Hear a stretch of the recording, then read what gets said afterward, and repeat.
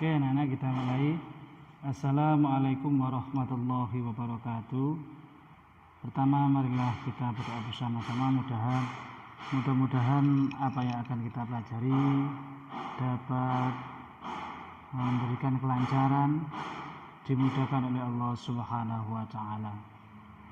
Oke, opening evaluation be reading basmalah together. Bismillahirrahmanirrahim. Oke, anak-anak, kita untuk kelas 10 kita mempelajari bab pertama, yaitu tentang pengertian Al-Quran. Jadi Al-Quran secara bahasa adalah bacaan, sedangkan Al-Quran secara istilah adalah kalam Allah.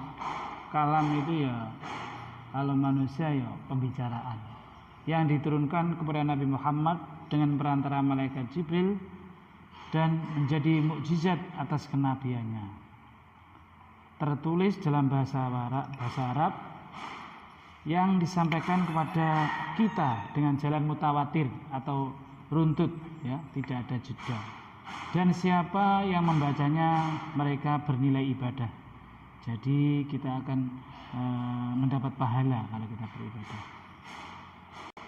Oke, selanjutnya itu sudah 2 poin kita pelajari, yaitu tentang Al-Quran secara bahasa maupun istilah. Saya ulangi lagi, yaitu kalau secara bahasa adalah bacaan, sedangkan secara istilah adalah uraian yang lebih panjang. Selanjutnya pada bab pertama ini juga diterangkan tentang pengertian dan aspek mukjizat Al-Quran. Mukjizat secara bahasa adalah mengalahkan, ya, atau melemahkan. Jadi jazayazhi itu artinya melemahkan atau mengalahkan. Sedangkan secara istilah adalah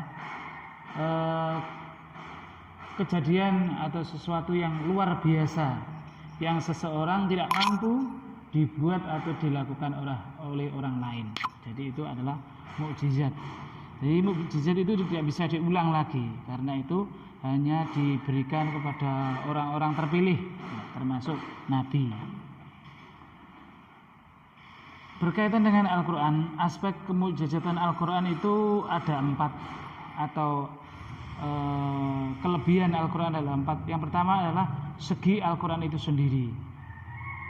Jadi Al-Quran itu adalah, kalau dalam konteks bahasa tadi, adalah bacaan, ya, yang bernilai ibadah secara keseluruhan kalau kita melaksanakan setiap hari, atau kita paling tidak setelah sholat 5 waktu kita mengaji paling tidak 1 rukuk.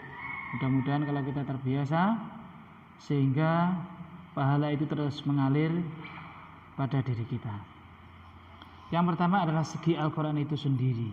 Jadi kemukjizatannya Al-Quran itu adalah di dalamnya terkuak suatu kandungan atau ilmu-ilmu yang kalau kita pelajari lebih detail akan menjawab tantangan apa yang ada di dunia ini. Yang kedua adalah segi kesejahteraan. Jadi Al-Quran itu bisa memberikan pengaruh kepada fisik atau rohani kita, sehingga secara batin mereka lebih tenang, lebih bahagia, lebih santai, lebih free, lebih cool, ya, seperti itu bahasa anak-anak muda. Yang ketiga, aspek kemukjizatannya adalah segi bahasa Al-Quran. Jadi bahasanya Al-Quran itu simple, praktis, mudah dipahami, ya, mudah dipahami bagi orang-orang yang memang ulul albab. Orang-orang ulul albab itu orang-orang yang mau berpikir, ya, mau berpikir. Yang keempat adalah segi kandungannya. Jadi Al-Quran itu memberikan nilai atau mempunyai isi kandungan dalam semua aspek kehidupan yang ada di dunia ini. Selanjutnya untuk materi yang C, yaitu Al-Quran sebagai wahyu Allah.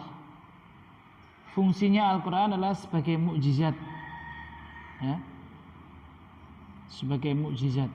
Al-Quran sebagai mukjizat. Apa kemujizatan Al-Quran itu? Yang pertama adalah Al-Quran adalah kitab yang universal. Artinya kitab-kitab sebelum Al-Quran diturunkan, yaitu seperti Zabur, Injil, Taurat, itu sudah termaktub di dalam Al-Quran. Sehingga Al-Quran adalah merupakan Al-Quran yang sangat sempurna. Sehingga semua umat bisa menggali, mengkaji dari kemanfaatan isi Al-Quran tadi. Yang kedua, kemujizatan Al-Quran adalah Al-Quran adalah kitab yang sempurna. Jadi tadi sudah saya sampaikan, yaitu melengkapi dari kitab-kitab yang dahulu, yaitu kitab Taurat, Injil, dan Zabur. Yang ketiga, kemujizatan Al-Quran itu adalah Al-Quran kitab-kitab yang abadi. Jadi mereka itu atau Al-Quran itu tidak bisa diganti, tidak bisa dianulir, tidak bisa dirubah. Karena makanya kita tekankan, kita di antara saudara kita mungkin kita dianjurkan untuk hafid atau hafal Al-Quran. Tujuannya adalah ketika Al-Quran itu dipoles atau diganti oleh orang-orang non-Islam yang berkeinginan untuk menghancurkan isi-isi daripada Al-Quran, tidak bisa, karena sudah terhujam di dalam hati, sudah termaktub di dalam hati, sehingga ketika bacaan itu sakalnya salah, mereka dapat membenarkan atau mensohhikan. Contohnya, dzalikal kitabul la raib, mungkin sama orang-orang di luar Islam diganti tilka kitabul la raiba fih, itu seperti itu. Kalau diganti otomatis maknanya juga berbeda. Ya. Yang keempat, Al-Quran adalah mengandung kebenaran, artinya kebenaran yang pasti, yang berdasarkan penelitian ilmiah. Jadi ini berlaku sepanjang zaman, mulai Nabi Adam sampai Nabi Muhammad sampai umatnya sekarang ini, itu mengandung kebenaran dan itu tidak salah. Mungkin ada cerita tentang laut yang berwarna berbeda, yang dalam satu tempat tetapi dia itu bisa memisahkan.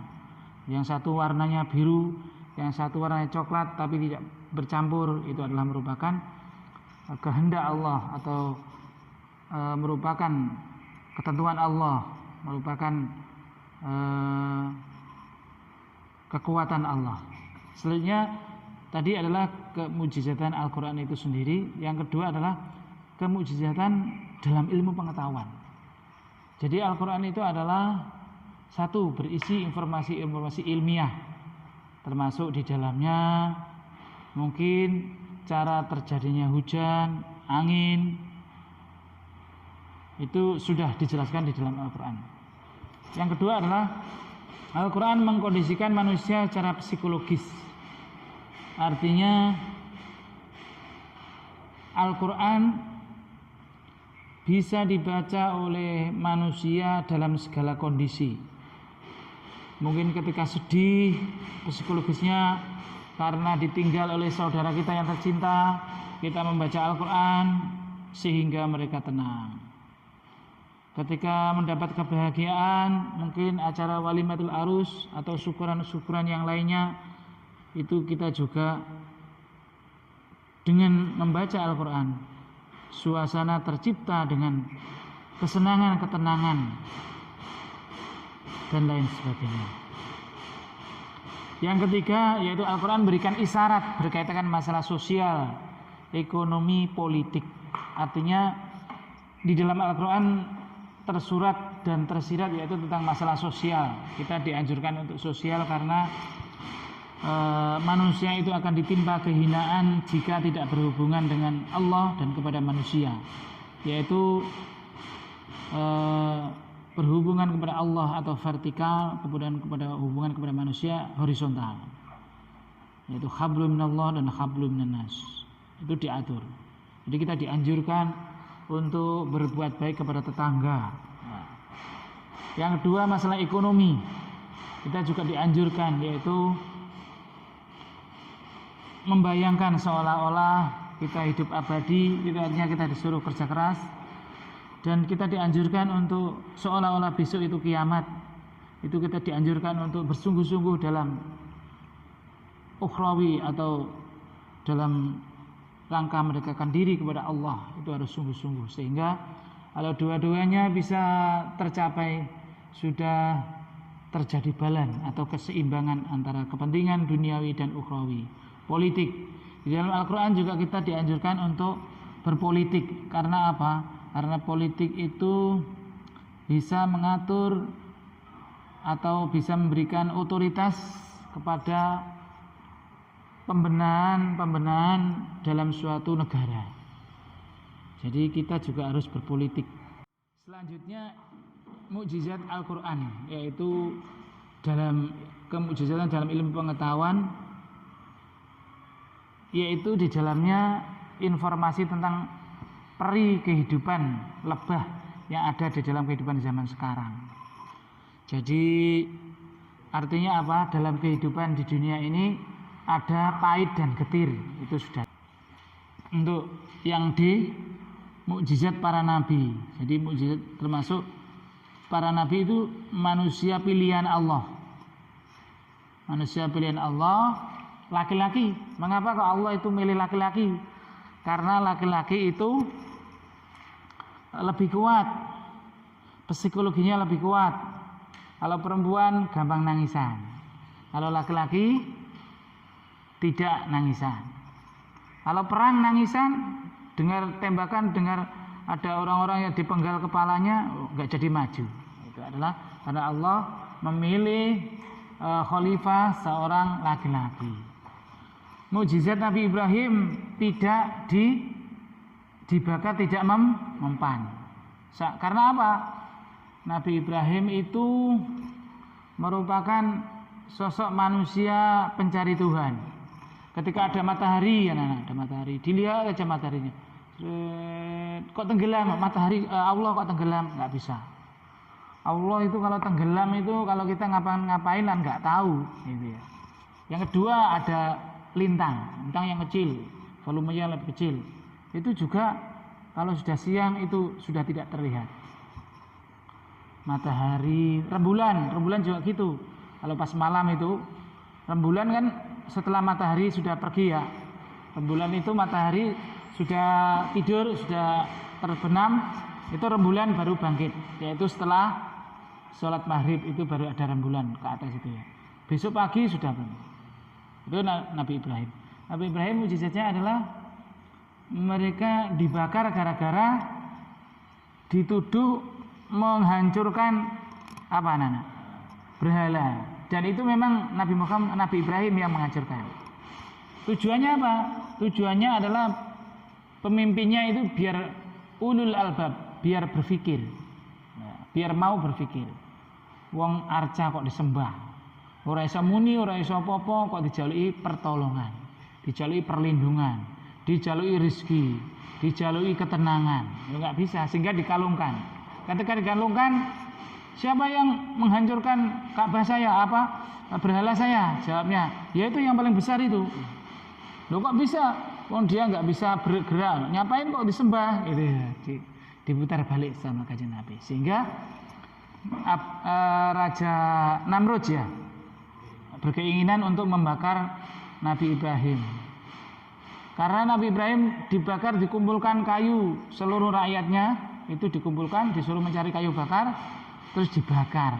Tapi ketika dibakar itu ya ternyata didoakan sama Allah, ya narukuni bardan wa salaman ala Ibrahim. Ya narukuni, wahai api, bardan, dinginlah, barid itu artinya dingin, wasalaman, dan selamatkan kepada Ibrahim. Jadi Kanjeng Nabi Ibrahim setelah dibakar itu arangnya itu sampai numpuk. Kanjeng Nabi Ibrahim nggak kelihatan karena saking banyaknya kayunya. Setelah numpuk dingin itu Kanjeng Nabi Ibrahim kerembuk tangi meneh dan tidak tergores apapun, tidak melempuh. Lah awake dhewe wis dadi areng. cara jagunge kari janggel tok ya. Ya.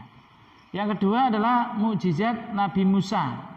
Kalau Nabi Musa itu bisa membelah Laut Merah.